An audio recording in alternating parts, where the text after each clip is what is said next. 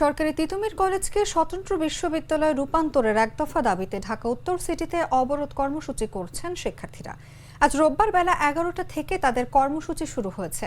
পূর্ব ঘোষণা অনুযায়ী মহাখালীতে রেলপথ, মহাসড়ক ও গুলশান 1-এর গোল চত্বর অবরোধ করার কথা ছিল, তবে ইজতেমা থেকে ফেরা মুসল্লিদের দুর্ভোগের বিষয়টি বিবেচনা করে তারা রেলপথ ও মহাসড়ক অবরোধ কর্মসূচি শিথিল করেছে। এদিকে অনশনের পঞ্চম দিনে রোববার সকাল থেকে শিক্ষার্থীরা কলেজের প্রধান ফটকে জড়ো হতে শুরু করেন। দুপুর 12টার দিকে ফটকের সামনের গুলশান মহাখালী এবং মহাখালী গুলশান যাওয়ার রাস্তায় বাঁশ ফেলে বন্ধ করে দেন তারা। এতে গুলশান ও মহাখালী সড়কে সব ধরনের যানবাহন চলাচল বন্ধ হয়ে গেছে।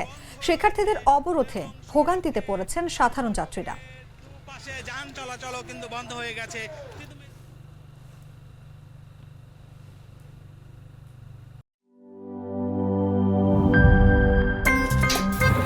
আমার একটা স্মার্ট সিদ্ধান্তে 25% গ্যাসের খরচ কমেছে। ভাবছেন কিভাবে?